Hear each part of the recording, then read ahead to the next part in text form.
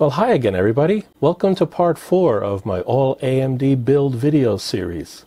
In this one, I'm going to actually move the PC, well the innards anyway, from the existing Thermaltake case that I originally put it in, into a new Jax-11 case. And that case is a very attractive case, and I want to put it in there and then do some heat testing on it. That's the main performance testing I'd be interested in, because as I said in the earlier video, whichever case this particular computer works best in terms of regulating its heat, that's the case I'm going to leave it in permanently. So anyway, if you get something out of this video that you like or helps you in any way, please do me a favor and subscribe to my channel. That would be very helpful. Here we go. I'm going to transfer the PC from this Thermaltake case that I originally put it in over to this DYIPC case. At the same time, I'll do a quick review of this DYI case just to let you know what I see in here. Let me open it up and we'll take a look. They put a matching color on the screws. That's interesting. Take this case off here. See what we got inside. This is not tempered glass. It is just plastic. And then the back, in order I guess to make the overall case a little bit thinner, it's got that bubble in order to allow for more room inside the case and for the wiring when you dress the wiring. Pretty standard inside, not expensive, that's for sure. One thing about this case that I'm not so sure I'm thrilled about is the gauge of the metal. At least the part that's painted white is pretty thin. The standard gauge that we see, which I have a gauge chart here that I've measured on most cases, is about a 24 gauge in terms of thickness. When I took the caliper and I measured this one and I charted it against standard gauges, it actually was thinner at about a 26 gauge steel. Now that's only the top part here, the part that is painted white. That's why it bends quite easily compared to other cases like the Thermaltake case that I put this thing into originally. Now this case is still being sold by Newegg. I have here the price as of today being December 28th, 2019, and they're still selling it. They don't have a terrific price on it like I got. This one is selling for $34, plus they're hitting you for another $7 for shipping. So a total of $41 if you wanted to buy this case today from Newegg. I got it much cheaper than that. It was actually being sold for $29 and they had a $3 off special. So I got it for $26 and free shipping. So that's why I bought it, even though I had no initial use for it. Okay, let's look in here. It's got one fan, a white bladed fan to match the case, I guess, at least the white part. However, it is not a PWM, obviously. I didn't expect to see that in a case like this for the low cost. It's a standard DC 3-wire fan. And it has two connectors on it, one for the motherboard, and it also has a Molex connector sitting here on the end of it. So here are the cables. There is room in the case for a number of fans up front. Looks like 3 fans. Well, it depends whether you use this 5 1/4 inch bay or not, which is a nice fan, nice handsome looking feature here at the 5 1/4 inch. I'm not sure if we're going to use that or not, at least not for this AMD build. Whichever case that AMD build runs cooler in is the one that I will leave that build in for future use of that PC as my backup editing and rendering system. It's got a nice little PSU enclosure so it can block off the lettering of the PSU. In the back here, we got the standard. There are no grommets, but it is bended steel over, which is usually what you will see. It's got room in here for what looks like at least 2 SSDs connected, standing horizontally over here in the inside. It's got the bays up here for the 5 1/4. It's got actually 2 5 1/4 inch bays, only one of which could be accessible from outside the case, the bottom one of the 2. It's got plenty of openings for the cables, so that won't be a problem.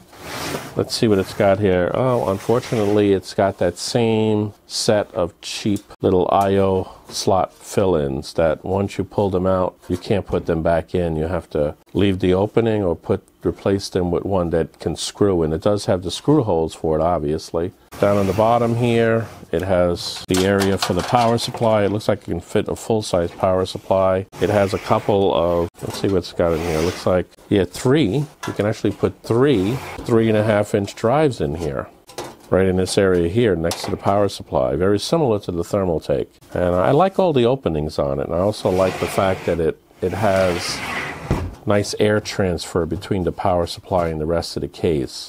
We'll have to add into this at least 2 more fans. There's not a lot of air intake here, so it's got me wondering already how cool this is going to run. It's only got the lower 40% here as an opening on both sides of this, you know, very handsome looking front to it.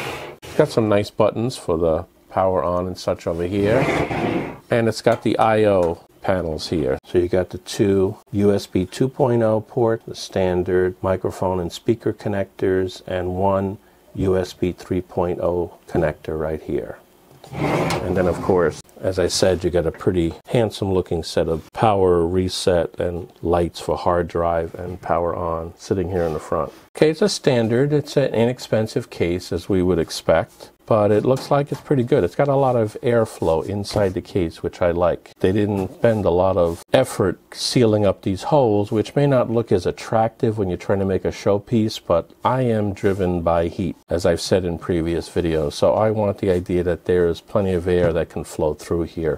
I do question the vents here, but we'll see how that goes when I do the testing. It has the standard goodie package, and it's got some tie wraps. Looks like 4 tie wraps. It's got the little speaker. I like to use those, so I may put this on as long as it's, you know, being supplied by the case. If we leave it in this case, obviously. They give me verbal confirmation that the post is taking place properly, and a nice little feature. And then the standard set of screws. It's got extra fan screws in there, like these long ones are for putting fans on the front. What I'll do now is I'll take the computer out of the Thermaltake case. Okay, I've put down my anti-static mat again because I'm going to have the motherboard out. Let me get this Thermaltake case and start taking it apart.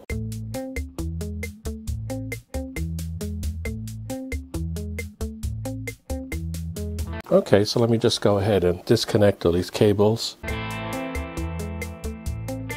There's a little clip here we got to make sure you push down. Down on the side of the video card, you got to push that little clip down in order to remove it. Try not to touch the lands. You got to push the little clip here on the bottom of the cable for the motherboard main power cable. Push that in and you got to wiggle it side to side to get this thing out, like that.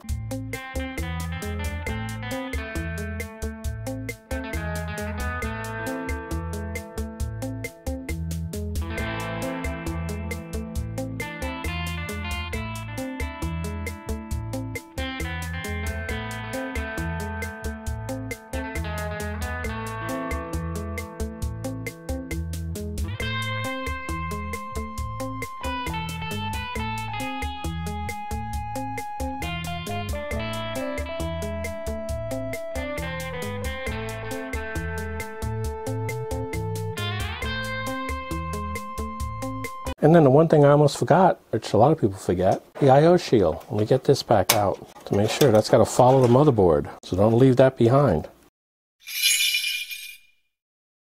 I'm going to put it inside of the DYIPC case. Nice, attractive looking white case. Again, not high quality, or at least not the highest of qualities, and we'll see how it goes. I want to make sure I have a pretty good reading on what will work best for this computer in terms of heating primarily, but looks are important too. This case, though, unfortunately does not have any front plastic or glass, so you're not going to see any RGB fans that I put up in the front here. However, I am going to put fans in here during this initial install into this case because I would never run it without positive air pressure. Now there's one fan in here coming out of the back of the case right now, and I'm going to add 2 additional ones to the front underneath this bezel, which I've already disconnected, and I can show you what it looks like in here.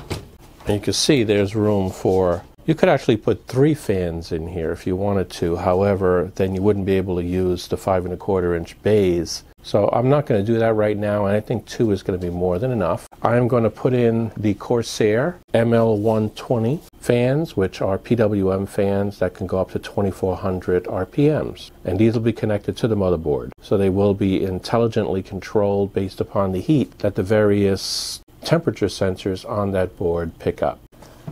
After I have this up and running, though, I'm probably going to do 2 different temperature measurements on it. One with it as is, and then I'm going to change the back fan as well.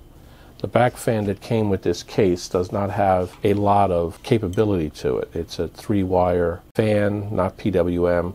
I'm going to put this RGB fan from Cooler Master in as the back fan with RGB. It should make it a little bit cooler because this will be a smart fan as well. We happen to have 3 connectors for PWM fans on this motherboard, so it works out very well. But I'm going to do a separate temperature testing before and after that 3rd PWM fan, because realistically that's not something that gives a true measure of the case. Some people might argue, and I might be agreeing with them, so we'll see how it goes, I may disconnect the front 2 fans and do an initial test with just that in terms of the heat and see if it actually makes a difference. It wouldn't be a fair measurement the other way now, however, because I'll be blocking some of the input ports with dead fans. But we'll see how it goes. Okay, the first thing I'll do though is I'll install the 2 fans, the 2 Corsair ML120 fans into this case. Now, one thing to keep note whenever you put a fan in, and I've said this previously, if you look very, very carefully, you will see little arrows impressed on one end of the fan that shows you the direction of the airflow and the turning of the fan blade. So this particular one shows that the airflow is going to come out of this end. So it's going to come right at the camera right now, which is the general way they work if you forget it or you have a fan that is not labeled. They usually come out of the one that has the crosshatch holding in the motor of the fan. So the air is going to come like from the bottom and through here. So I want these to blow in, so they're going to go in this way. I'm going to arrange it so that I can easily reach the motherboard. So I got to get these wires down like this.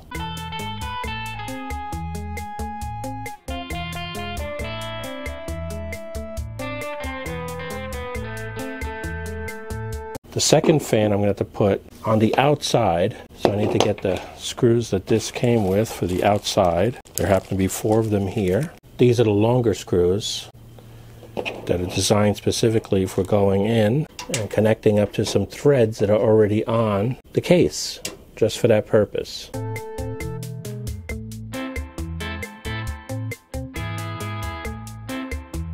And one thing I had to do was snake this wire from the fan in through one hole opening that's provided right in that vicinity. And then that particular fan cable, I have to feed it now from the bottom and get it into the part of the case where I can connect it up to the motherboard. And it's just wide enough. And I got it coming out of the case right here. So I can now reach the motherboard with that one. So both fans are with the cables nearby. Okay, I'll go ahead and put the front cover back on again. Done with that. Just snaps on. And now I can start working on the innards. And now it's time to put the motherboard back in. The sooner you get the motherboard in, the better. That way it's out of the way and can't get damaged. Before I put the motherboard in, I've got to put the I/O shield in. Let me just see if I can get it in as easily as I got the other one in. As I recall, this went into the other one very quickly. Maybe I'll be lucky again. Get it up in here. I have it oriented right with the I/O for the audio down on that side toward the bottom of the case. I got to push a corner in, and then I got to try to get the other corner in. And I may be lucky again. Make sure these fingers now are clear, that none of them are bent that are in here. All those little fingers, make sure that they're okay. Okay, looks good. I'm missing 3 of the studs in here, so let me put those in first. They're in the bag, so we're good, but they're not on their locations in the case, so I gotta get them in there.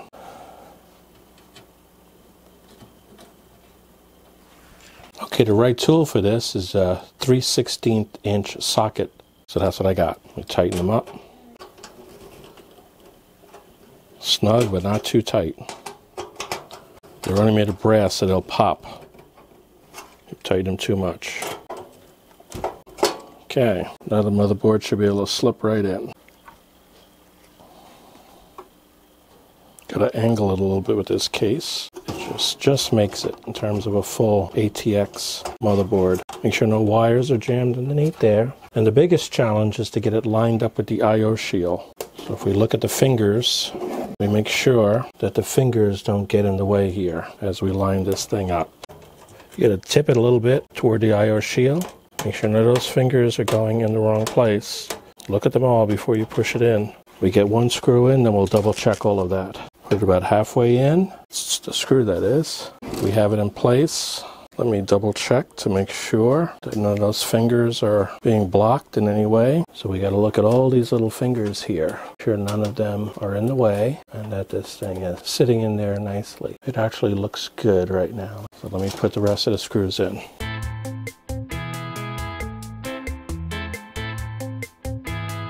And now we tighten them up alternating, one corner to the next, then middle, and so forth. Not too tight. We don't want to have them so tight that they lock themselves to the studs.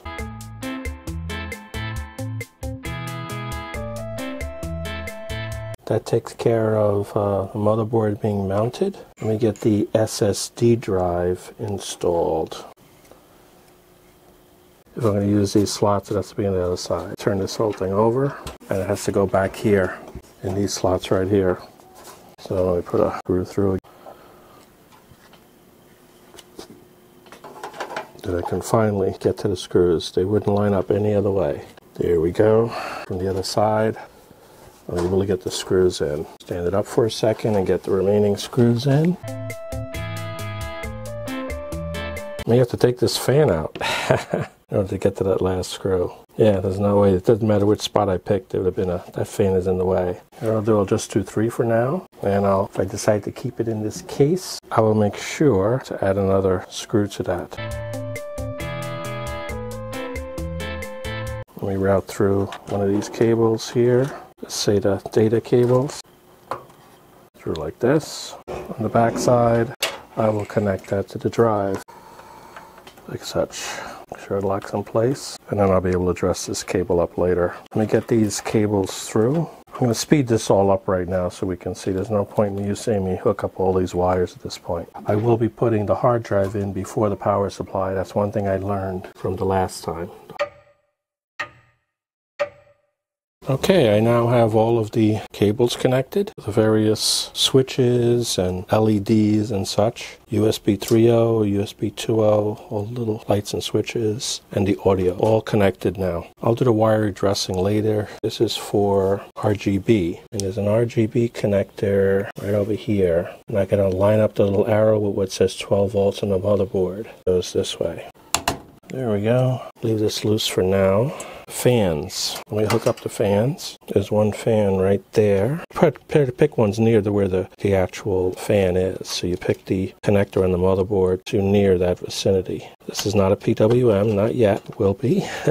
Let me go ahead now and put the hard drive in because I want to get the power supply in after that. Let me turn this guy over. Let me get the hard drive in.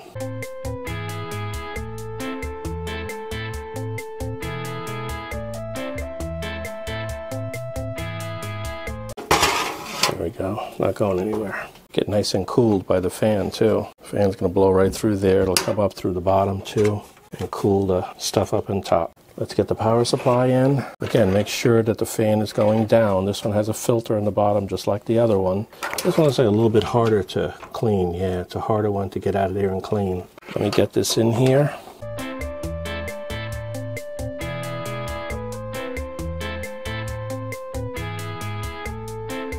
Okay, all done. Now it's time for the wire management. I'll jump ahead to that.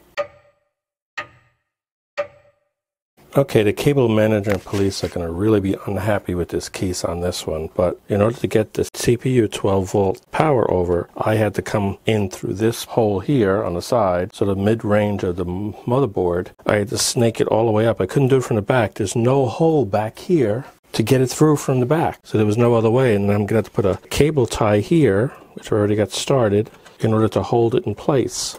They're not going to like this at all. I didn't make this case, guys. I'm just trying to deal with it. I don't want to put it too close to the power regulator because that would be a problem. That's the best I could do.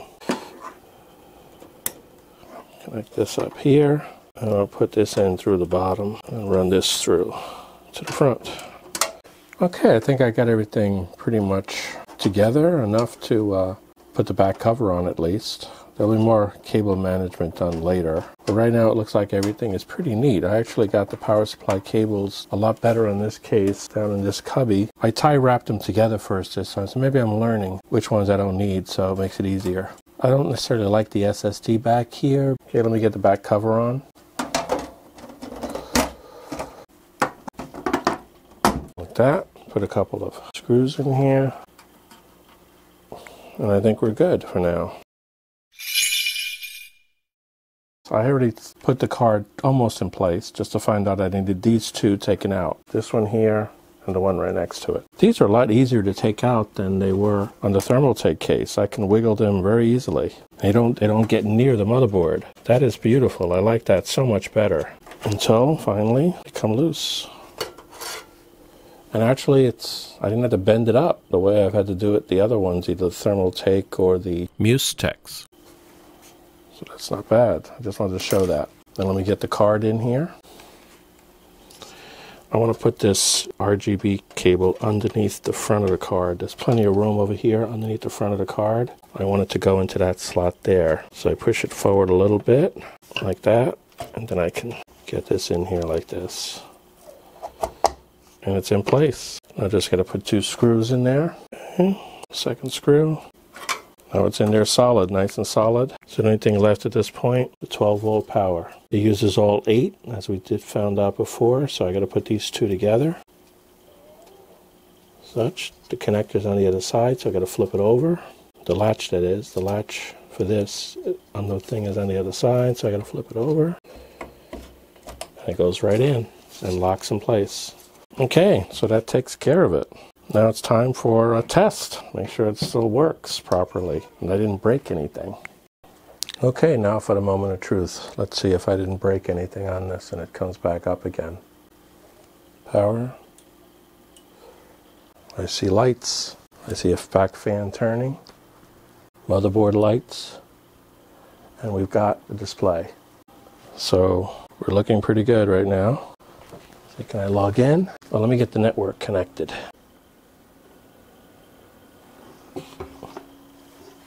Okay, I see network lights blinking. That's a good sign. Let's see if I can log in. Block my password here.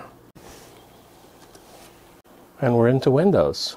Okay, so the next step will be to do some performance testing on this. Primarily the heat testing is what I'm interested in. Let me put the side panel back on that so we have a legitimate test.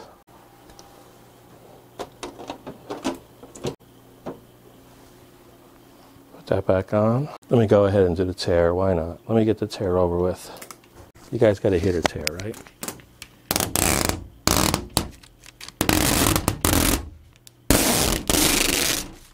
Turn down this light a little bit and get an idea of the colors that are in there. And it'll look better when I put the fan in the back with RGB.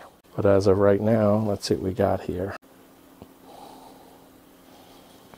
There we go. How does that look? Let me connect it up and do the heat testing on it. I did several tests.